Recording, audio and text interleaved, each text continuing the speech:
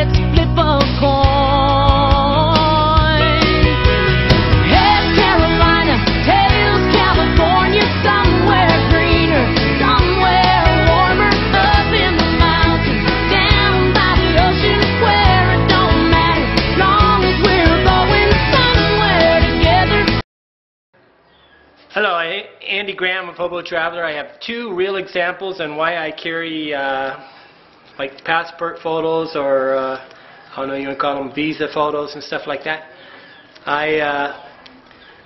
I'll give you two real examples. I came across from the Ghana border, and they stamped into Togo.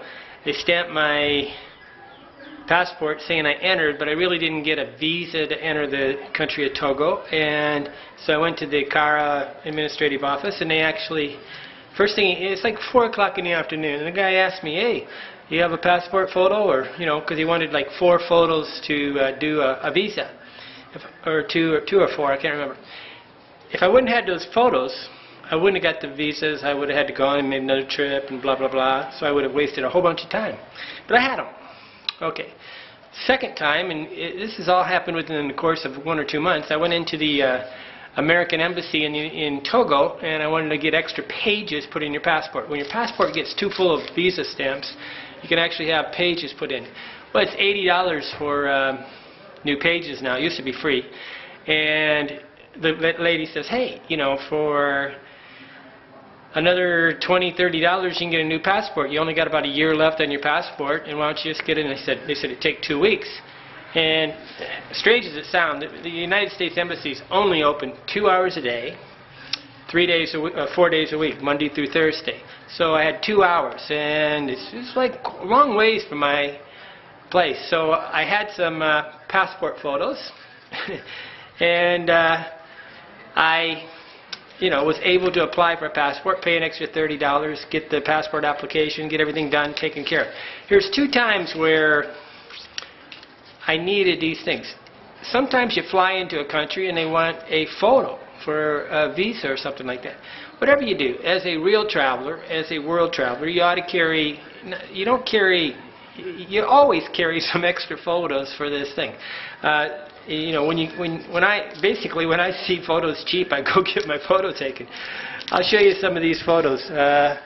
This is the most recent one. There's a pretty old one. Old one. Old one. What I was doing is going through there. I was about ready to throw these away, and if you look at it, it's almost a history of my travels. Here's me with a ponytail. Oh, that was like 8 years ago. These are the photos that are left over after a long time of traveling, so they kind of accumulate. Kind of my proof of travel, right? I have a lot of extra passport photos and visa photos. Bottom line is you need this, and it really isn't just to apply for your passport, it's also apply for visas. You go into a strange country, you don't speak the language, you have to go get photos taken. Hey, you're like a soft target, easy to cheat, easy to do stuff.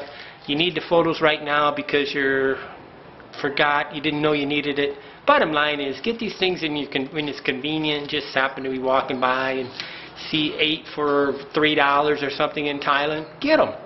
I've got them all around the world, and my advice, carry these things. Carry passport and visa photos. They're not that picky about the size as you might, but you really need to have a white background. Andy Graham, Hobo Traveler in Kara, Togo, West Africa. 90 countries and about 16 years of perpetual travel. Trust me.